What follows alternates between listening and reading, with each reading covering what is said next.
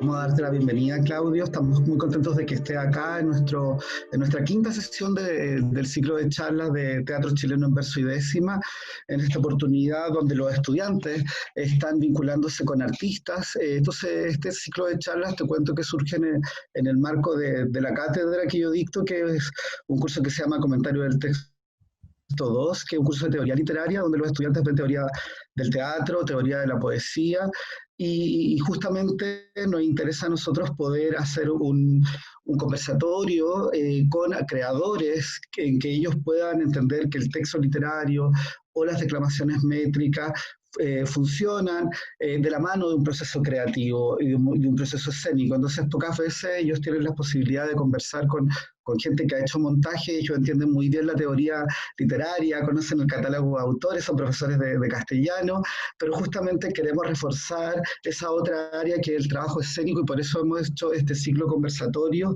con creadores chilenos que han trabajado el verso y la décima, las formas métricas a partir del teatro. Estamos muy contentos de que nos esté acompañando acá en la Universidad del Biobío, en Chillán. La mayoría de nuestros estudiantes son de la región de Ñuble y para nosotros también este contexto es bien potente porque nos permite dialogar con personas que están muy lejos, nos ha permitido construir una red de la que estamos muy satisfechos y tú eres un poco de esos invitados que hemos convocado a esta red para poder pensar el teatro chileno contemporáneo. Voy a presentarte brevemente. Claudio Fuentes es actor, es director, es dramaturgo, docente y gestor cultural. Es licenciado en actuación de la Universidad del Desarrollo y magíster en artes convención en dirección teatral en la Universidad de Chile. Es fundador y director de la compañía La Fulana Teatro y Gestión, con la cual ha desarrollado 15 años de labor artística continua, destacándose en la dirección escénica de más de 10 montajes teatrales. En el ámbito de la gestión ha fundado y desarrollado importantes proyectos culturales como el Festival Internacional Santiago Off, el ciclo de dramaturgia contemporánea La Rebelión de las Voces y diversos programas sociocomunitarios a lo largo del país. En su desarrollo como dramaturgo destaca la escritura y dirección de Chaitén, año 08, Un albergue para Chile, artista, las Palomas de Choferillo y La Superfamilia, que son un poco de las obras que Claudio hoy día nos va a hablar y nos va a presentar acá en el marco de este ciclo de teatro chileno en verso y décima que estamos organizando desde la Universidad del Biobío. Así que, bueno, Claudio, gracias por estar con nosotros y te doy la palabra. Muchas gracias, Rodrigo y Tania, por haberme invitado y hacerme parte de este ciclo de charlas, conversatorios sobre el teatro, el trabajo de teatro en verso. Yo esta charla la titulé El Decálogo de la Insurrección, porque yo, en lo personal, mi trabajo se liga a lo político y en ese sentido no puedo quedar ajeno a los movimientos sociales, a la insurrección misma que estamos viviendo hoy como sociedad, frente a todo lo que está sucediendo, al atropello de los derechos humanos, desde nuestro punto de vista como organización también, desde Santiago Off nos hacemos parte también de esos movimientos. Entonces, el decálogo de la insurrección tiene que ver con cómo abordamos los mismos conflictos sociales que hoy estamos viviendo y lo emparentamos con el verso y cómo desde ahí podemos construir un universo poético que pueda denunciar, que pueda poner en valor también las necesidades de la gente común y corriente como nosotros. Los que no estamos en el poder, los que no tenemos ventaja ni pertenecemos a una élite. Entonces, en ese sentido, para poder hablar de teatro y política, se nos hace súper importante poder habitar ese otro lugar, ese espacio donde todos nos sentimos representados, ese espacio común, y desde ahí cómo emerge la poesía, el arte, y cómo ese arte dialoga con la sociedad. Si esta foto es de una obra, de la última obra que dirigí el año 2019, junto a un autor suizo muy conocido, se llama Lucas Berfus. Él es un dramaturgo, escritor de teatro, tiene obras muy emblemáticas, muy reconocidas, y tuve la oportunidad de trabajar con él en un proceso creativo para esta obra, La señora Schmidt, que es un poco, que toca temáticas de género bien importantes. Y bueno, ojalá la pueda subir a las plataformas para... Estamos ahí negociando derechos para que ustedes la puedan ver en algún momento. Avanzamos en en las diapos. Bueno, esto es un poco de lo que le hablaba, el decálogo de la insurrección. Creo que esto le llegó a ustedes en algún minuto, que habla que a partir de la métrica octosílaba que conforman los versos de una décima, la idea es profundizar en las variables poéticas, rítmicas y musicales para la construcción de un discurso político y contemporáneo. La utilización del verso para configurar una denuncia, un continente dramático, una narrativa que evidencia el cambio de paradigma social y exponga una opinión clara sobre la caída de los sistemas totalitarios, sumado a elementos biográficos, representarán el punto de partida o la provocación para el encuentro con el yo poético, mientras que el análisis crítico de nuestro entorno gatillará la construcción del yo social. Estos dos universos en pugna, nuestra moral y el imaginario futuro, serán algunos elementos que nos permitan resumir en un decálogo la belleza de nuestra insurrección. ¿Avanzamos? Ok. Teatro y política. Hablaré entonces unos minutos de Las Palomas de Choferillo, una obra escrita en décima, muy estricta, en estructura de décima espinela, que son en la décima que nosotros conocemos, que ¿dónde podemos encontrar este tipo de décima? Lo más emblemático que podemos tener en común es la obra de Violeta Parra, Volver a los 17. eh, por ejemplo, si nosotros tomamos estos primeros versos, es volver a los 17, después de vivir un siglo, es como descifrar signos sin ser sabio competente, volver a ser de repente tan frágil como un segundo, volver a sentir profundo como un niño frente a Dios. Eso es lo que siento yo en este instante fecundo. Entonces, en esa primera décima, nosotros encontramos un universo bastante importante porque se emparenta mucho con la musicalidad que luego podemos encontrar en cada uno de los textos. Las Palomas de Choferillo fue la primera obra en verso que yo escribí. Es una obra bastante larga y fue una especie de catarsis que yo hice en el año 2008, eh, por un montón de razones. Yo nací en Santiago, pero viví mi infancia en Santiago y luego, por el trabajo de mi padre, tuve que viajar a distintos lugares.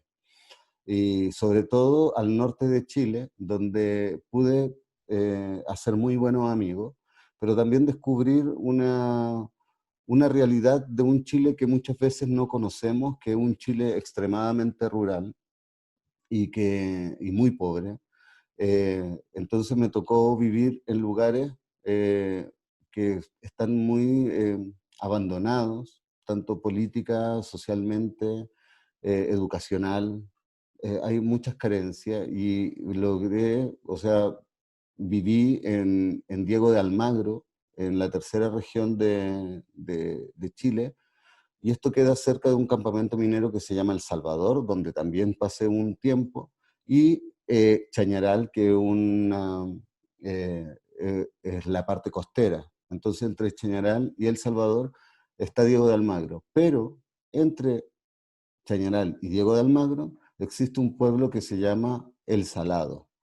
Y hacia el sur existe un pueblo que se llama Inca de Oro. Y entre medio de Diego de Almagro y Salvador existe un pueblo que se llama Llanta. En ese tiempo yo recorrí mucho estos lugares. Eh, los recorrí porque eran los pasatiempos que teníamos en los fines de semana, en un lugar donde no hay muchas oportunidades de esparcimiento. O sea, es un pueblo minero, por lo tanto, mucha gente trabaja 15 días y descansa 15 días, o trabajan 8 días y descansan 4 o 5 días. No sé cómo será ahora la dinámica, pero en ese tiempo era más o menos así. o 15x15 o 8x8. Entonces, en ese momento, cuando estuvimos con mi familia en esos lugares, empezó a llegar mi adolescencia. Entonces empecé a juntarme con muchos amigos que salíamos del pueblo para ir a otros pueblos y conocer estos otros pueblos o internarnos en el desierto. Y me empezó a pasar que ahí yo empecé a escuchar muchas historias de mineros, de pirquineros. Nos metíamos a túneles mineros que, bueno, por ejemplo, este túnel que estaba en la mina San José, donde quedaron aplastados los 33 mineros, son como súper habituales son minas como muy artesanales que están en medio del desierto, les llaman pique algunos. Entonces, empezó a interesarme muchísimo las historias como de ficción, los mitos que habían en torno a cada uno de los pueblos. Por ejemplo, más allá de las historias comunes como La Llorona, la mujer que anda con taco en la noche, qué sé yo, habían historias muy... que se ligan mucho a otra historia del folclore popular. Pero sin embargo, en estos pueblos también habían muchas historias que tenían que ver con historias reales, que tenían que ver con historias de asesinato, con historias de femicidio incluso, que tenían que ver con historias de infidelidades, con bueno, un sinfín de tragedias de la naturaleza humana. Y eso me llamó mucho la atención y atesoré muchas de esas historias.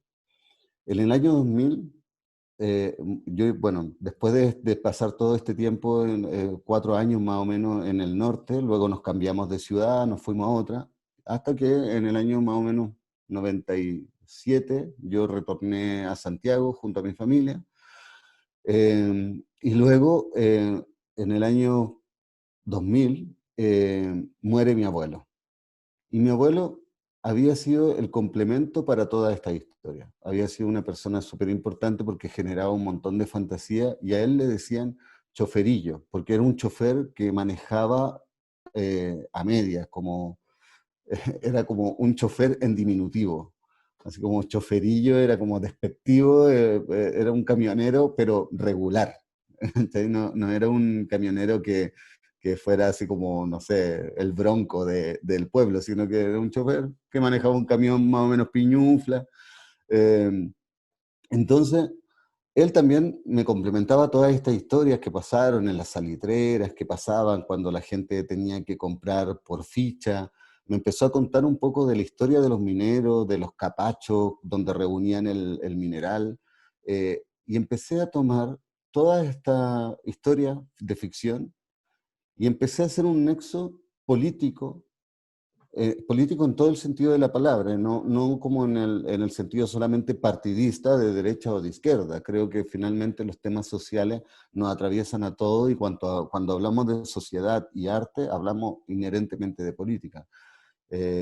Entonces, me empezó a pasar que todos estos temas y estas desgracias del hombre común, de personas, del hombre y la mujer, que son comunes, de tragedias de personas comunes y corrientes, que no le pasaba a nadie de la élite, que muchas veces eran víctimas de las propias circunstancias, o que su misma ignorancia en algunos casos los llevaba a cometer, no sé, ilícitos o incluso crímenes, o infidelidades, etcétera. Eh, Llegó un momento en que dije, bueno, algo tengo que hacer con todo este material. Y el año 2000, cuando muere mi abuelo, fue algo que me golpeó mucho, que nos golpeó a todos como familia, porque era una persona muy importante para poder mantener estos lazos familiares, eh, y que mantenía siempre al núcleo ahí. Entonces, cuando él muere, digo, bueno, todo esto que yo tengo, toda esta idea, las voy a llevar a un texto, eh, y lo titulé Las Palomas de Choferillo. Y Las Palomas de Choferillo tienen que ver porque él cuando se emborrachaba, tocaba la guitarra y cantaba siempre la misma canción que era Las Palomas, Voláronse las Palomas. Una canción del folclore peruano, eh, muy en la línea del vals, y que que comenzaba siempre a cantarla en estas fiestas familiares. Y entonces tomo esa canción como motivo para poder hablar de la ausencia. Y, y desde esa ausencia poder hablar de distintos temas. Y aquí es donde se vuelve el teatro político, que es donde hablar, por ejemplo, de la desaparición de los campamentos mineros, que era algo que contemporáneamente lo último que pasó, por ejemplo, fue el cierre de Potrerillo en la tercera región y de Chuquicamata en la segunda región. O sea, campamentos mineros que tenían mucha vida en torno a la minería, que indemnizaron a un montón de trabajadores y, por ejemplo, a la gente de Chuquicamata la llevaron a Calama y a la gente de Potrerillo la llevaron a Diego de Almagro o a El Salvador o a Chañaral. Entonces esos procesos de desplazamiento eh, me llamaban mucho la atención porque si bien la gente que estaba ligada a la empresa minera, tenían posibilidades de trabajo en estas otras regiones, en estas otras ciudades. ¿Qué pasaba, por ejemplo, con los comercios independientes? ¿Qué pasaba con la gente que había llegado ahí para vivir de la minería, por una parte, pero cómo los que abastecían a los mineros, las empresas o los negocios locales que abastecían a las familias mineras, quedaban a la deriva, tenían solamente que emigrar hacia algún lugar. Y eso pasó con muchas fuentes de soda, con restaurantes, con almacenes, con gente que finalmente vivía de lo que le podían ofrecer a estos mineros. Eh, entonces, empecé a pensar en esas personas y empecé a pensar eh, en cuáles eran los conflictos, por ejemplo, el desplazamiento obligado o la migración obligada de estas personas que habían construido su familia, su historia ahí, que se habían arraigado, es como un destierro. Y ese destierro que estaba sucediendo ahora en una época muy contemporánea, pero que a mí se me hacía algo muy antiguo, muy anacrónico. Ir también a estos pueblos es como que estuvieras viviendo en los tiempos de la salitrera, es como ir a Humberston. Eh, entonces, eh, en esa primera parte dije, bueno, quiero hablar entonces de los procesos migratorios, de los sistemas finalmente de opresión que generan este tipo de desplazamiento. Posterior a eso, eh, quería hablar de la infidelidad y del machismo que existía que sigue existiendo, pero que en esos tiempos era como muy naturalizado que el hombre de la casa tuviera un amante, como que era, no sé, era como algo normal en los tiempos, no sé, de la salitrera, como que tenía, no sé, se le denominaba la china, la patas negra, etcétera. Entonces empecé a juntar historias que tenían que ver con estas infidelidades eh, y que eran como les decía, bastante naturalizadas en estos contextos mineros. Eh, Luego, el maltrato a la mujer, la violencia, también era algo que quería tocar dentro de este texto. Eh, la diferencia de género, hay un personaje, por ejemplo, que va defendiendo y cuenta su historia y su narrativa es bastante emotiva. Yo creo que vamos a ver, de hecho, una de esas escenas.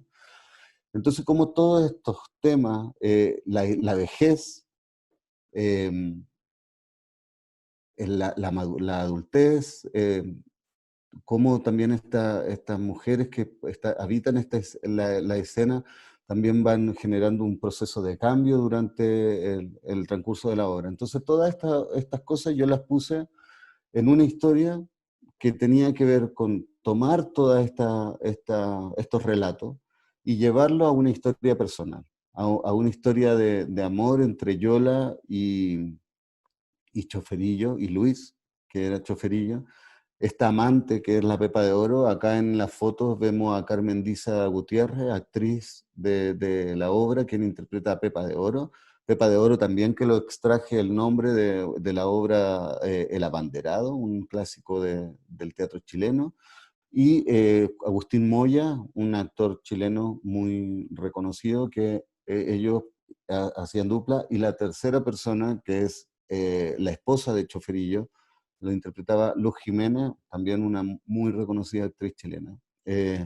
Y con este trío de talentos así deslumbraban, ellos también complementaban con su propia biografía esta misma este intento biográfico de poder poner temas sociales, temas familiares, eh, poder generar un reflejo de nuestra sociedad, de nuestra idiosincrasia. Y, y bueno, esto se fue trabajando en verso, como les decía, de una manera bastante estricta, octosílabos, de 10 versos, en estructura A, B, B, A, A, C, C, D, D, C, que es la estructura clásica del verso. Si es que podemos pinchar este link o poder abrir la pantalla con este link para poder mostrar un poquito de la obra.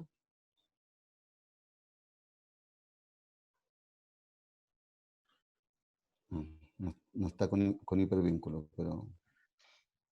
Claudio, te recuerdo que como a las 10:20 deberíamos terminar con la posición para dar paso a las preguntas Sí, después. Súper. tengo 13 minutos. Si ocupamos 3 minutitos en vez de solamente un verso. Eh, si quiere, avanzamos con la diapo y al final podemos ver el video para no demorar más. ¿Te parece?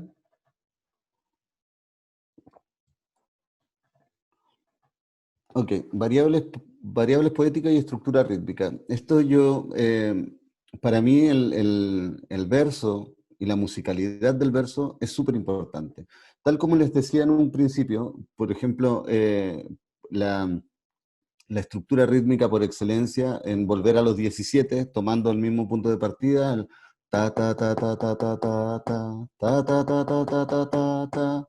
Esa estructura rítmica a nosotros como digo a nosotros como agrupación, como la Fulana Teatro, hemos trabajado bastante en poder poner en valor la musicalidad en la escena. En Rimboy es una obra que la estrenamos el año 2009. Esta obra se estrenó en el extranjero, se estrenó en el Teatro Aleph en París y tuvo una itinerancia por distintas localidades de Europa. Lo interesante de esta obra es que si bien nuestra compañía había trabajado siempre con incluir la música como un elemento narrativo dentro de una puesta en escena, eh, descubrimos con la décima y con esta misma estructura, ta, ta, ta, ta, ta, ta, ta, ta, ta, ta, ta, ta, ta, ta, fue nuestro punto de partida para hablar de algo que no tiene nada que ver con nuestra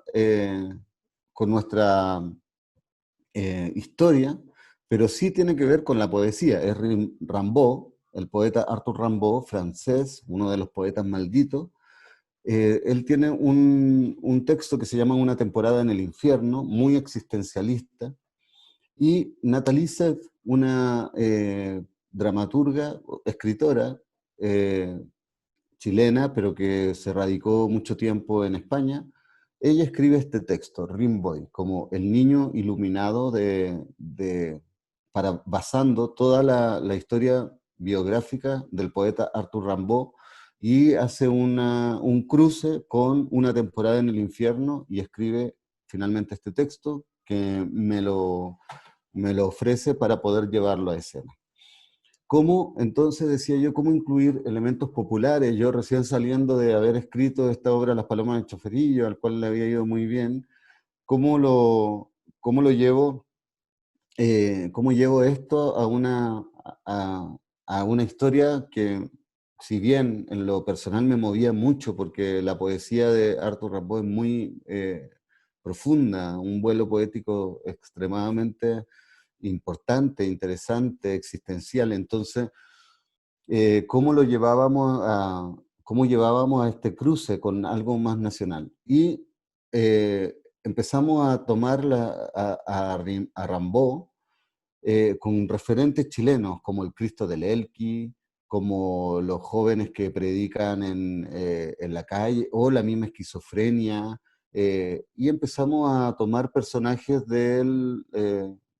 que encontrábamos habitualmente en un proceso, iniciamos un proceso de investigación en Cartagena, y empezamos a entrevistar gente que tenía problemas psiquiátricos, que algunos estaban sumidos en el alcohol, que eran cantantes no sé, como artesanos, pero que tenían una fuerte dependencia a las drogas, y empezamos a descubrir un mundo poético súper importante en estas personas, hasta que incluimos en una improvisación, en un laboratorio, en este mismo laboratorio que estábamos desarrollando en Cartagena, incluimos toda la música con un coro de 3 mujeres, acá solamente se ven 2 en la foto, eh, y este coro era una especie de oráculo que iba dialogando con el personaje principal, y toda la musicalización se hacía con cucharas,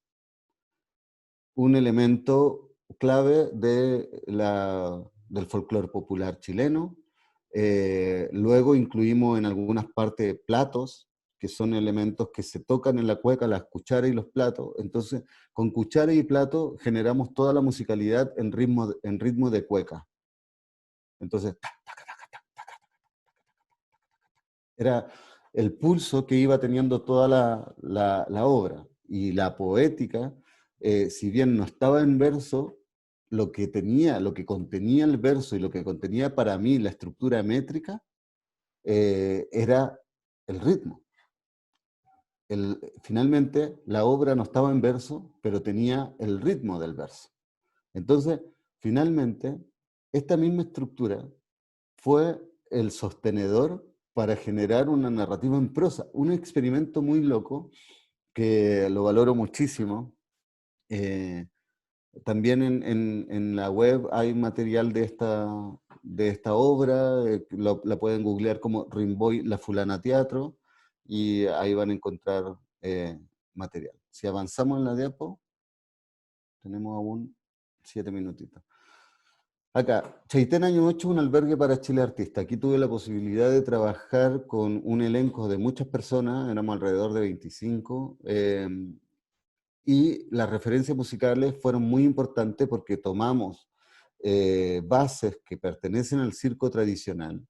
Era una obra que tomaba distintos oficios del circo, la domadora de animales, la mujer barbuda que traga sable, la domadora, eh, el hombre bala, y Doña Tencha, que era la matriarca de este circo, que hacía números de doblaje de canciones junto a Floridor, y esto va generando un nexo nuevamente entre política, sociedad y teatro y arte.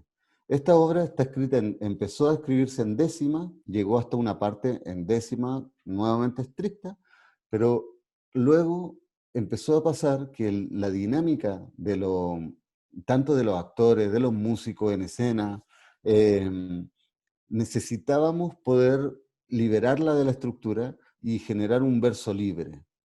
Entonces muchas estaban algunas veces habían rimas pareadas, algunas veces se generaban décimas espontáneas. Fue un trabajo bien interesante, un laboratorio que contempló distintas fases de tiempo además, pero que tenía un paralelismo con la historia de Chile de manera explícita. O sea, era como lo que había sucedido, el derrocamiento de Allende, el bombardeo a la moneda que finalmente lo generaba acá el hombre bala, pero todo esto haciendo una analogía con este circo de compra y venta. Esto fue en el año 2011, un año donde también ya empiezan a gestarse las primeras manifestaciones sociales.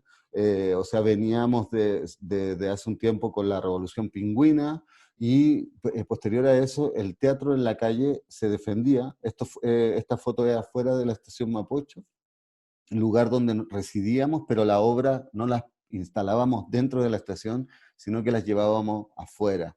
Eh, y esa convivencia con el público que pasaba, y esa reflexión al final de las funciones con cada una de las personas que habitaba ahí, también iba generando esta ebullición que termina finalmente el año pasado, el 19 de octubre. Siento yo que fue una década más o menos de un cansancio, de un letargo absoluto, eh, de un montón de injusticia. O sea, en esta obra se hablaba de Chaitén año 8 porque en la investigación que nosotros hicimos en Chaitén, eh, bastaba con que llevaran en algunos lugares maquinaria para poder sacar la ceniza, y que no había voluntad política. Entonces se empezó a rumorear en el pueblo de que finalmente los judíos habían comprado Chaitén y que se habían adueñado de toda esa zona, porque posterior a la erupción había muchos lugares que eran muy fáciles de volver a poblar. Habían otros lugares que estaban obviamente muy afectados por la catástrofe, pero justamente en Argentina, donde había también sucedido algo muy parecido, ya habían podido reconstruir. Entonces, eh, eh, esa injusticia que nosotros vimos ahí en Chaitén, las llevamos a escena. Entonces tomamos distintas anécdotas que nos habían contado las personas, pero también la tragedia del Chile, esa tragedia que finalmente un terremoto nos vuelve superhumanos, nos hace relacionarnos y todo, pero después que pasa todo eso, los pueblos quedan ahí, abandonados, abandonados a su suerte. Eh, entonces esta obra tenía esta característica de hablar desde el circo de esta familia circense que terminaba destruida por factores externos y también por factores internos, de no lograr ponerse de acuerdo, de haber concesionado el circo, por ejemplo, de haber tercerizado cada uno de los actos, de esta familia finalmente que, que paría hijos guachos, que parte de nuestra idiosincrasia y de lo que nos interesaba hablar, de lo que nos pasa en las poblaciones, de lo que nos pasa, insisto, a la gente que somos finalmente eh, obreros de toda esta maquinaria tan capitalista, tan neoliberal que se torna. Avanzamos en la diapo para terminar. Y bueno, y acá, construcción de un discurso político contemporáneo, el séptimo urbano, que bueno, ahí también les voy a dejar el link para que puedan revisar esta obra. Me interesaría mucho que revisaran sobre todo el primer link, que es Las Palomas de Choferillo, que es esta obra en verso. Este es un video, el video de Las Palomas de Choferillo es un video oculto que entonces pueden revisarlo como material pedagógico, más que difundirlo. Eh, entonces, en la construcción de un discurso político contemporáneo, El Séptimo Urbano, esta obra fue escrita por Carla Valle, yo la dirigí. Carla Valle es parte de nuestro equipo creativo de La Fulana, y esta obra se estrenó en México. Esta foto, de hecho, pertenece a un lugar que se llama Tampico, que queda en la frontera con Texas, en el estado de Tamaulipas, en México. Y ahí se hace un festival muy interesante, que es el Festival de Teatro para el Fin del Mundo, que lo dirige Ángel Hernández. Y esta localidad está tomada por el narcotráfico. Entonces mucha gente huyó de ahí y quedaron muchas casas, muchos lugares, hoteles, hospitales incluso, en estado de abandono. Quedaron, es como que la gente hubiese huido de ahí. Tú llegas a ese pueblo y no entienden mucho porque son, por ejemplo, un hotel como el Crown Plaza en Chile, en Santiago, es como que llegara y está totalmente deshabitado. Ya obviamente saquearon todo lo que podían saquear, pero es muy loco porque siguen ahí, no sé, muebles, la estructura del lugar, y eso se ocupa para generar acciones de intervención de la escena en en este tipo de lugares. Y el séptimo urbano es una obra escrita en verso que habla de una mitología, de una historia familiar de la autora, de Carla, que una mujer que no podía tener hijos, esperó 6 hijos y nació finalmente el séptimo. Y a cada uno de ellos lo bautizaba Urbano. Entonces iban muriendo, muriendo, muriendo, hasta que llega el séptimo Urbano. Y que fue una analogía un poco como al Mesías prometido que iba a venir a salvar de la sequía a este pueblo. Carla es chilena y española, entonces su familia vive en un pueblo en Castrodeza, cerca de Madrid, en España, pero muy rural, que viven del trigo. Entonces, este séptimo urbano, la mitología de su familia dice que mientras no nazca este niño, este séptimo urbano, este urbano, iba a continuar la sequía en el pueblo.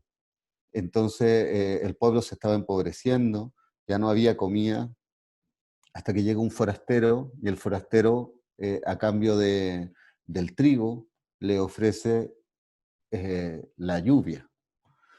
Y uno de los personajes acepta este trato, pero termina finalmente traicionando a su pueblo y matando a su primo. En esta foto vemos justo esa parte cuando carga a su primo muerto a golpes. Eh, y el nacimiento del séptimo urbano iba a ser lo que iba a sacar a este pueblo de esta tragedia. Obviamente el forastero era finalmente un concepto para hablar de cómo el capital o esta idea de negocio está por sobre muchas veces las tradiciones, está por sobre lo humano y se centra todo en el comercio. Y termina, claro, devastándose, termina en muerte. También en esta obra participó un elenco de 7 personas. La persona que está en los brazos de este personaje, que es Elviro, interpretado por un actor de la Fulano Teatro llamado Alexis Moreno, y el personaje que está en los brazos es Fernando Escaná, un actor mexicano.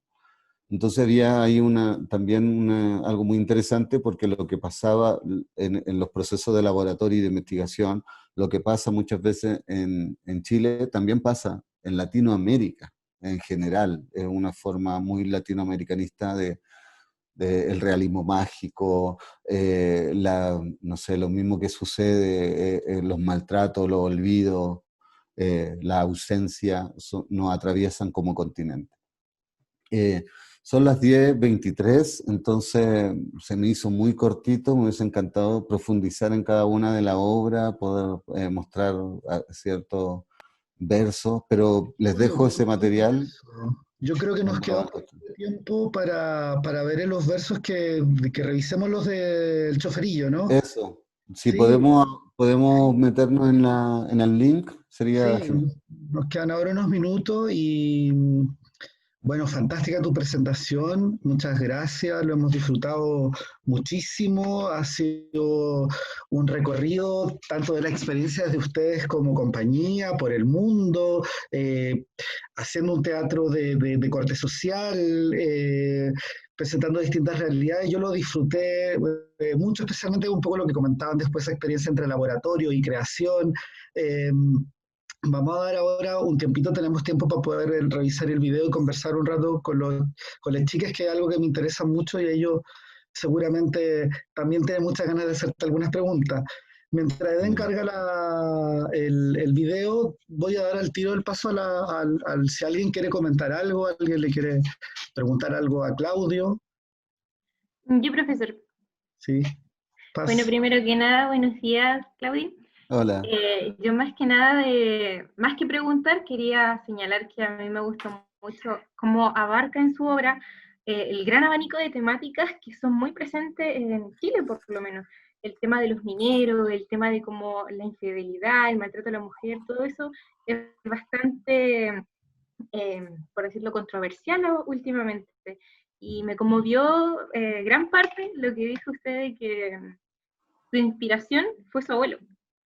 A mí me gustó mucho porque generalmente los mayores son los sabios. Entonces ellos nos transmiten estas historias, estos cuentos, y nada, felicitaciones, y por supuesto me encantó también el hecho de que en sus obras también agregaba la musicalidad, pero por medio de instrumentos básicos que uno no se imagina utilizar, y lo forma parte de algo grande. Así que eso, felicitaciones. Bueno, Y muchas muchas gracias por tu gracias, Paz. presentación. Muchas gracias. ¿Alguien más que quiera comentar algo mientras Eden está cargando también la página?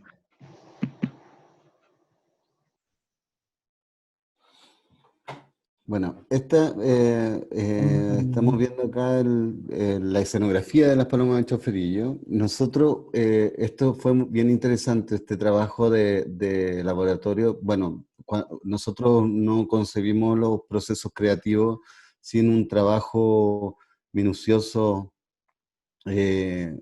hacia dónde queremos, desde dónde queremos abordar. Hay un trabajo de investigación bien importante. Y toda la escenografía se compuso con jabas de cerveza antigua. Y la tarima, que fue una recuperación que hicimos, era emulando como estas pistas de circo. Entonces, todos los espacios escénicos se iban trabajando con estas mismas cajas de cerveza. Nos costó mucho encontrarla, de hecho la encontramos en la cuarta región, en una bodega, en un pueblo que se llama Andacollo, y ahí fuimos a recuperar, que fuimos para allá porque mi abuelo vivió gran parte de su adolescencia allá. Entonces hay una historia, un nexo familiar, que nos interesaba mucho ir a hablar con la gente de allá, y la gente de allá conocía a Choferillo, porque todos se conocían en ese pueblo. Entonces, la gente más antigua se conocía con mi abuelo.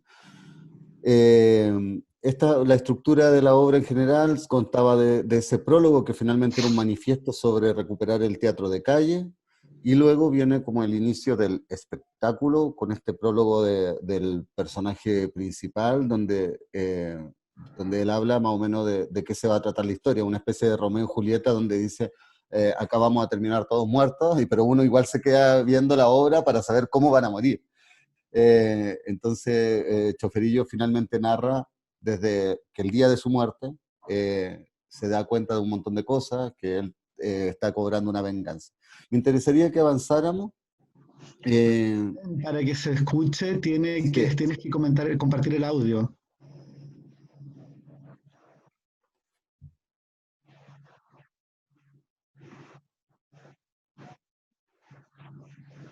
¿No se escucha? No, tienes que compartir audio. Cuando sobre el video pones compartir audio.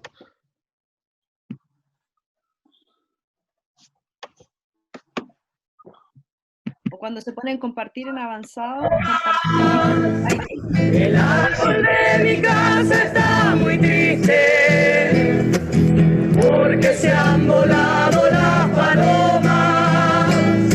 Voláronse las palomas, voláronse de su nido, dejando entristecido el corazón.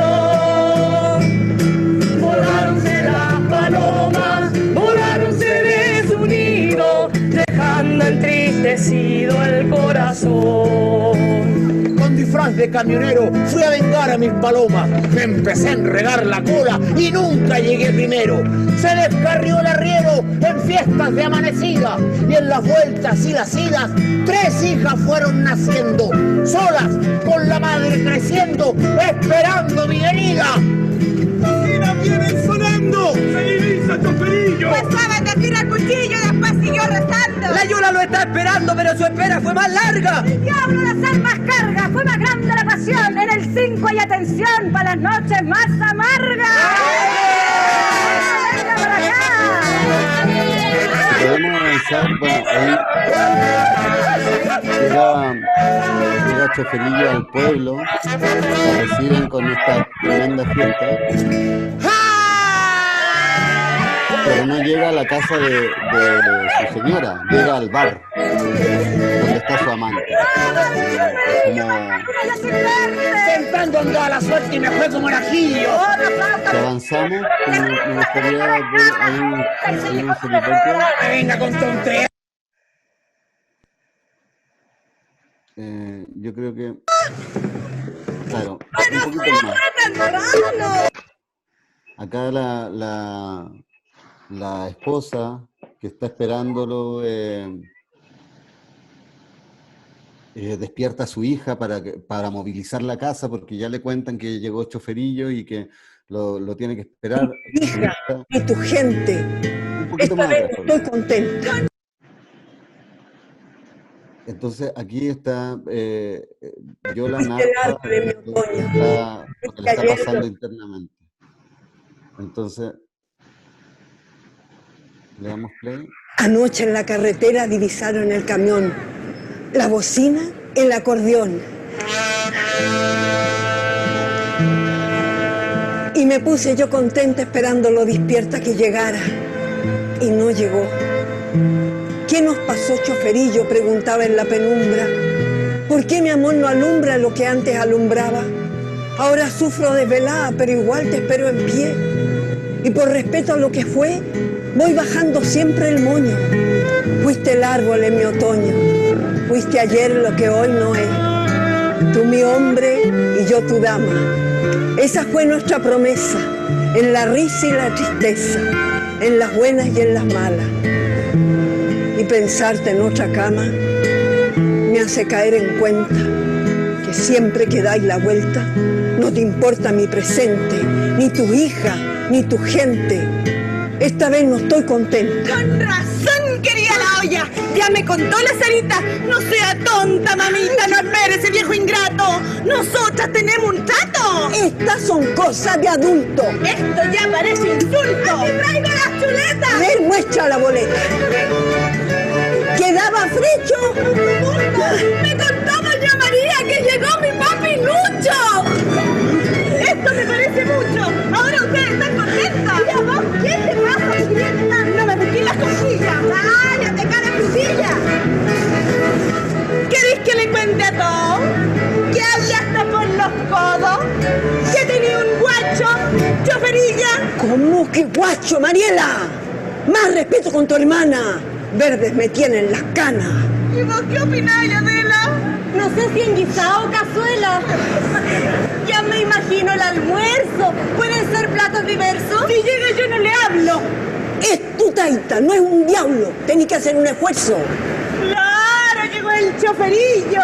Hay que preparar chuleta. Después cocinar con receta, cazuela, garbanzo, caldillo. Y nosotros, con manso colmillo, nos pasamos varios meses. Vos estáis fallando, parece. Te estáis pasando en la raya. La comida nunca falla. Bueno, un poco. A veces. Bueno, si podemos avanzar.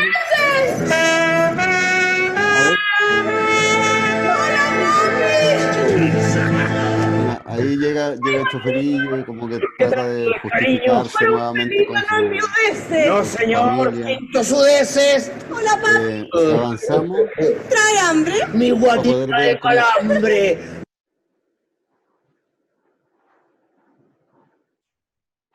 Me hiciste daño, desgraciado. Yo que te entregué todo. Y es que ahora con el codo querís borrar lo pasado. Tu tiempo lo hay malgastado. Vete, no te necesito. Ya tu nombre está maldito. Tu capricho te ha ganado. Tus palabras me hacen daño, como a ti también las mías. Lentos pasaron los días. Los minutos fueron años. Te convertiste en un extraño de tanto mirar para atrás. No quiero verte nunca más. Mejor sigue tu camino. Tú ya elegiste un destino. Toma tus pilchas y te vas.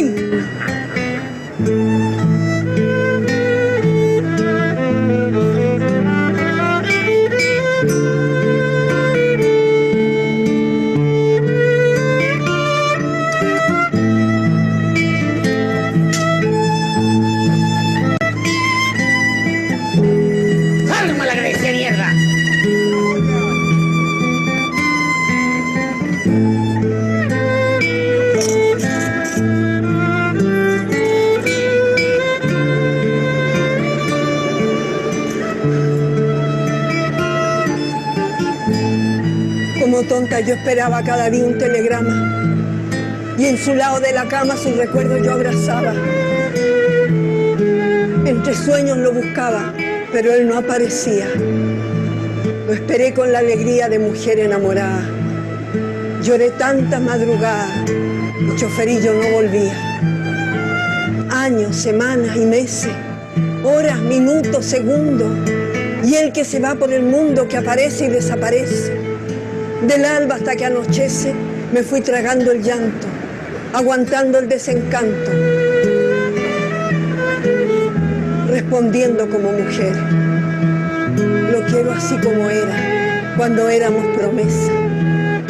Teníamos solo una pieza, con vista a la cordillera, y al lado de la cabecera, la cama de los dos críos, que el tiempo había traído para llenar la cara de risa. Cuando la mala noticia anunció lo sucedido, luto de Lucho y de Yola, volaron dos angelitos, dos corazones marchitos, vieron volar dos palomas. Él buscando y yo tan sola, fue perdiendo su razón. Tuve en duelo el corazón y mi vida fue mi espera, siempre mirando para afuera, sin ponerle condición.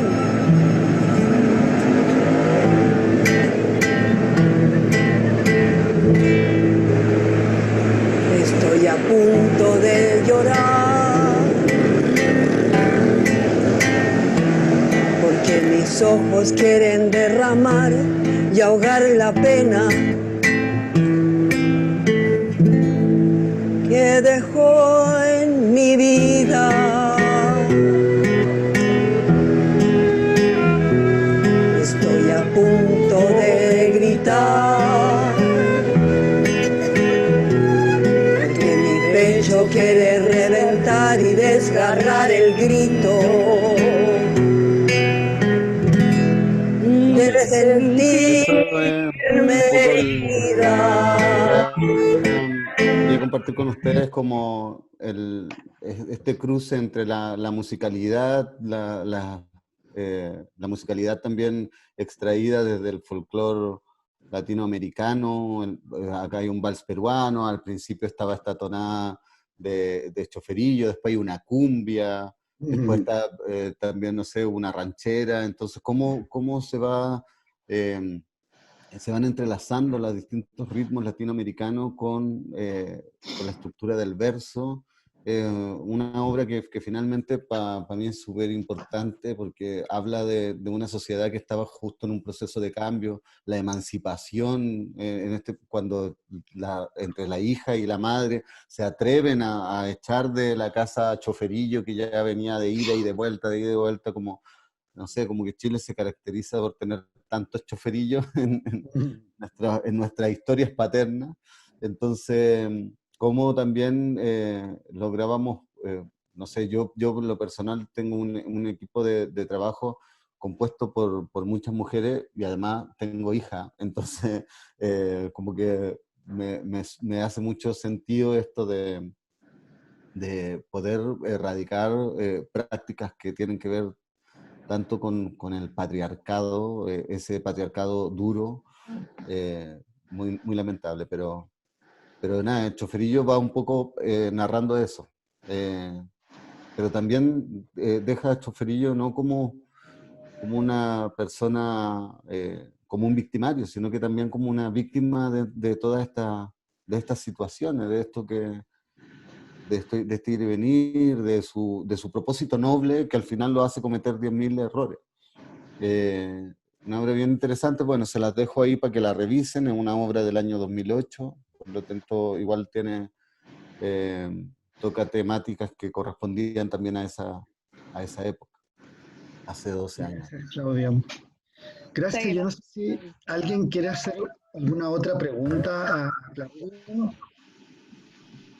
Yo quisiera, agradecer el material y también sobre todo contar desde, tal como indicaba Paz, desde dónde surge la obra, ¿no? Porque no es tan solo que el trabajo, aquí hay una autoría, no es que montamos una versión de algún autor español, sino que uno crea en base a una experiencia familiar. Entonces, cómo también resignificamos historia de nuestras vidas, porque a veces decimos, ¿qué podemos crear? ¿Qué puedo contar?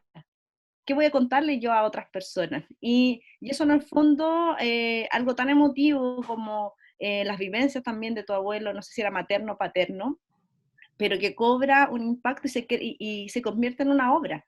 Entonces, y que también es una obra que tiene muchos actores, por lo que yo alcancé a contar como 15 o si no más actores músicos, entonces le da un dinamismo también a la obra. Lo poco que yo vi, lo que se mostró, yo me emocioné, me reí, me pasaron tantas cosas, entonces qué ganas de poder verla de forma presencial, y preguntarte si el texto, que también está como muy sonoro, muy bien construido, hay alguna versión que esté editada como publicación, aunque sea en PDF, o si nos puedes contar un poco sobre la dramaturgia también de El texto, el texto, la verdad, no está publicado, pero sí está editado, obviamente, como un guión para teatro. No está publicado porque mi idea era generar una tercera obra que yo estaba escribiendo y que primero se llamaba de una manera, ahora se llama Hartazgo, y que finalmente la Chaitén Año 8, Hartazgo y Las Palomas de Choferillo formaban como una trilogía de teatro, de juegos, de verso y de rima consonante. Y claro, pero puedo hacerle llegar el texto, ese texto es muy largo, es un texto que tiene mucho más capítulos que finalmente no fueron llevados a la obra, porque si no la obra no iba a durar, no sé, 5 horas, entonces el texto se tuvo que reducir bastante para poder llevarlo a escena. Quizás sea bueno que te envíe el texto que se llevó a escena, y así podía hacer un paralelo con la obra. Y nada, yo creo que la historia, el ancla biográfica es súper importante cuando hablamos de poesía, de arte. Para mí es fundamental, por ejemplo, escribir desde ese imaginario, desde cuál fue mi experiencia, aunque esa experiencia no haya sido real. ¿Me cachai? Como uno cuando es chico imagina muchas cosas, y imagina mundos posibles, o incluso realidades paralelas, o tenía un amor platónico, ¿cachai? Entonces cuando uno escribe, tiene la posibilidad de poder llevar esos mundos a una realidad paralela, ¿cachai? Mi abuelo fue un abuelo siempre muy, mi abuelo materno, el padre de mi madre, y fue un papá bien ejemplar en ese sentido, pero yo lo puse como un poco más canalla de lo que era, ¿cachai? Como que fui tomando elementos no sé, por ejemplo, aparece un asesino que era mi profesor de matemática, ¿cachai? Pero que no tiene que ver con que él haya sido asesino, sino que el nombre yo lo emparentaba como que, no sé, era como malo, ¿cachai? Para mí me cargaba el profesor de matemática, era pesado, qué sé yo. Entonces lo puse como el asesino del cuento, ¿me entendí? Entonces, o nombres de amigos que yo alguna vez conocí, que finalmente no fuimos tan amigos durante los años, pero qué sé yo, a esta ciudad donde llegué, conocí a una persona, no sé, que se llamaba Jaime Escudero, que nos hicimos súper amigos durante este año y medio más o menos que yo estuve en ese lugar, y después perdimos el contacto. Entonces, ¿cómo vais tomando esos nombres, esos elementos finalmente biográficos para construir una realidad totalmente paralela y que aborde este tipo de temáticas que nos atraviesan como sociedad? ¿Alguien más quiere preguntarle algo a Claudio o comentar algo para aprovechar los últimos minutos que nos quedan? Yo, Claudio, quiero preguntarte también un poco sobre el proceso de escritura. A mí me gustó mucho tu trabajo, te felicito, pero yo mientras oía la obra pensaba, claro, cómo también la métrica, la estructura son un poco como un llamado. La Gabriela Mistral siempre decía que ella hablaba a lo loca porque le salía la rima. ¿Cómo un poco ha sido en ti la experiencia de la rima, que después la gente que hace versos, que construye rima, nos está contando justamente el No, octasil? claro. ¿o no? Un poco corre con una musicalidad, y esa musicalidad que existe inmanente en ti como creador, la podemos ver no tan solo en la escritura, sino que también, como decía, en el ritmo, ¿no? En tu trabajo que hiciste con Rimbaud, un poco cómo se vive esa musicalidad, que me gustaría escucharte un poco cómo transita entre la escritura y quizá en toda tu obra. No sé, fue bien catártico porque yo había en esos años, el 2006, 2007 más o menos, pasé como por un periodo bien borderline, como muy rebelde, qué sé yo, no sé, como muy, con mucho exceso y extremos también, ¿cachai? Y siento que Las Palomas de Choferillo y La Décima vino como también a traerme algo como, no sé, a mí me gusta mucho el hip hop, ponte tú. Entonces, escucho mucha cantantes y bandas hip hoperas, y por ejemplo veo muchas de estas peleas de gallos que finalmente eran como los encuentramientos que se hacían antes. ¿Cachai? Los encuentramientos que eran los payadores, que uno peleaba con el otro en rima, y ese tipo de ejercicios siempre me llamó la atención, como esta pelea de gallos que se hacía, pero con versos un poco más elaborados, como las décimas, las cuartetas. Eh, entonces, finalmente, como que toda esa musicalidad que tú decís, a mí se me hacía un poco natural, y participé en una obra que era escrita en verso, no estrictamente décimas, pero sí en verso, y en esa obra como que pude seguir profundizando en esta idea, participé como actor, ¿cachai?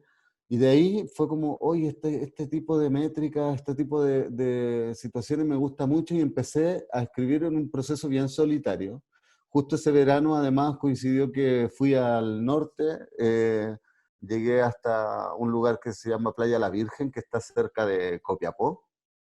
Entonces, eh, cuando uno va camino hacia allá, veis todos estos poblados que te van haciendo recordar estas historias que les contaba en un inicio. Entonces, empecé desde ahí a escribir cómo llegaba, el personaje llegaba, y sabéis que fue como entrar en un trance, porque cada vez que me enfrentaba nuevamente al libro, a la libreta de apunte donde estaba escribiendo, iban saliendo versos, habían veces que no sé, que me ponía a llorar porque estaba hablando desde el personaje de la Yola, que fue mi abuela, que yo la conocí muy poco, pero me la imaginaba así, es como, no sé, después mi familia me decía, tu abuelo nunca hizo sufrir a tu abuela.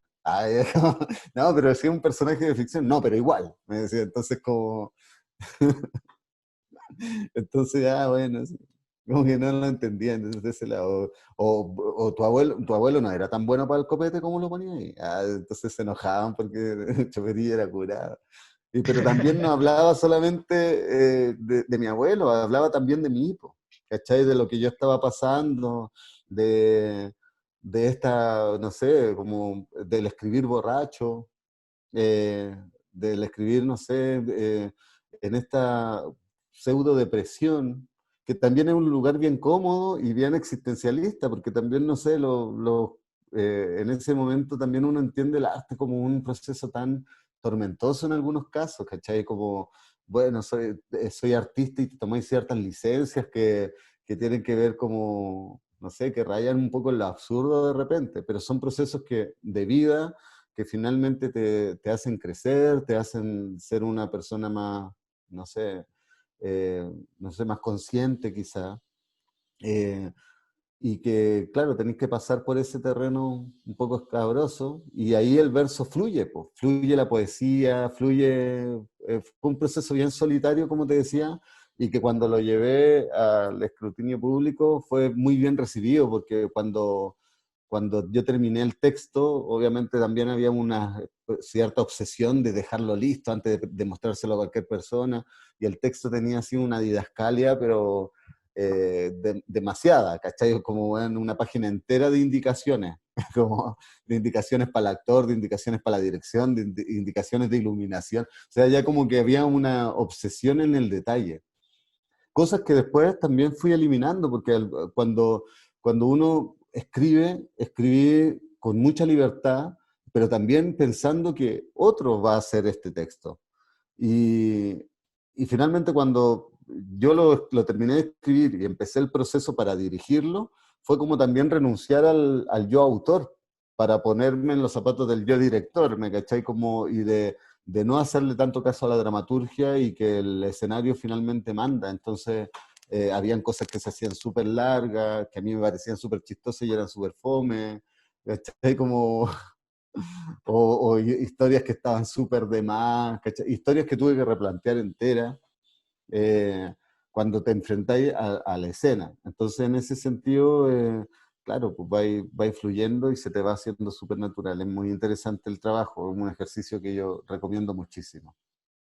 Y me gusta mucho y nos quedamos con esa idea final que dijiste, ese diálogo, que ha sido un poco lo que nosotros hemos estudiado este semestre con los chiquillos en nuestro curso, que es el teatro dramático, el teatro postdramático, y justamente un poco esa riña que puede existir en el proceso creativo, o esa lima que existe entre el texto y lo que se monta, y tú también un poco como autor y posteriormente director, ¿no? Ese tránsito entre un género y otro género. Me parece muy interesante escucharte eso y bueno, viene a reafirmar y un poco tu charla, no tan solo ese papel como creador, sino que justamente también otro de los aspectos que estudiamos, que es formas métricas y entendemos a través de tu trabajo que la poesía está viva, que el verso funciona, que hay escritores que lo siguen cultivando y nosotros te alentamos a seguir con ese camino que sabemos que es esplendoroso, gusta mucho al pueblo chileno, especialmente el arte menor, los versos cortos como son los octasílabos y algo que nos vincula a esa poesía, a esa poética de la vida, ¿no? Y nada más que agradecer que estés contribuyendo a esa poética de la vida, que es justamente lo que nosotros queremos difundir a través de este ciclo de charlas de teatro chileno en verso y décimas con creadores contemporáneos. Genial, muchas gracias. Bueno, agradezco muchísimo la invitación. Encuentro súper fantástico que se pueda hablar de teatro en verso, que podamos seguir construyendo desde ahí e invitar a todos los estudiantes a que se sigan profundizando en este lenguaje que es tan rico y no tener miedo a la identidad, de a dónde venimos, que no sintámonos orgullosos finalmente de nuestras raíces, por muy terribles que muchas veces puedan haber sido, o por que existen un montón de cosas que quizás hubiésemos querido cambiar, pero finalmente asumir la raíz, asumir nuestra base es súper importante para construir, para el proceso en el que estamos viviendo y para construir un Chile distinto, donde nos sentamos orgullosos de lo que somos y la poesía que está en torno a nuestras narrativas. Entonces, nada, como muchas gracias, insisto, a la universidad, a ustedes, chiquillos, por haberme invitado y ojalá que, bueno, disfruten el video, véanlo cuando tengan tiempo, como involúcrense ahí, es muy, muy bonito el trabajo, está hecho con mucho amor, así que nada, un regalo. Claudio, no puedo dejar de mencionar, bueno, justamente en ese aliento regional, en esa idea de descentralizarnos, nosotros todos somos de región, aquí con mi estudiante, la mayoría, un porcentaje importante vive en el campo, son estudiantes rurales, y bueno, y la tecnología, la universidad nos permite generar estos vínculos, y no puedo dejar de pasar el anuncio de que Claudio Fuente dirige el Festival de Teatro Santiago Off, el concurso de dramaturgia La Rebelión de las Voces, que ocurre ahora en enero, un poco para que los chiquillos lo puedan conocer. Invitamos a revisar la página de la Fundación Santiago Off, que ahora en enero se viene una serie de actividades, talleres, obras de teatro, para que lo puedan conocer y lo puedan disfrutar online desde su casa. En el futuro ya seguramente a lo mejor se podrán encontrar con alguna actividad de este festival, que es un festival emergente, autogestionado, que ha tenido una trayectoria, yo diría, muy potente en Santiago, y esperamos que siga construyendo redes con regiones y con todo Chile. Claro que sí. Sí, o sea, www.santiago.com, hay mucha actividad y de hecho esta semana se anuncia cuál va a ser la programación, que esperamos que sea una programación mixta entre presencial y programación online. Y toda la programación presencial además se va a transmitir por streaming, además de estar siendo presencial. Entonces eso genera bastante llegada también a otras comunas, a otras regiones. Y por otra parte, se abren las inscripciones para la escuela OFF. Entonces, son seminarios y talleres gratuitos. Súper. Así que pueden acceder a ellos solamente inscribiéndose, escribiendo un párrafo muy cortito sobre por qué te interesa tomar cierto taller o otro. Eso va a estar dirigido por personas muy importantes de las artes escénicas nacionales y extranjeras, entonces los invito a que apenas se abran les voy a mandar la información apenas se abran los talleres para que la mayor cantidad de personas se pueda meter. Como esos talleres, la presencialidad está bien difícil, todos esos talleres van a ser online, así que hay un máximo de 100 personas por taller, creo, así que nada, para que todos y todas las que estén interesadas se puedan inscribir. Muchas gracias, Claudio. Nos quedamos con la invitación a los talleres y al ciclo de actividades que está organizando en enero Santiago, así que ahí nos podemos ver, los estudiantes nos podremos encontrar. Y bueno, esperamos verte pronto también, ojalá semipresencial o presencial por acá en el territorio.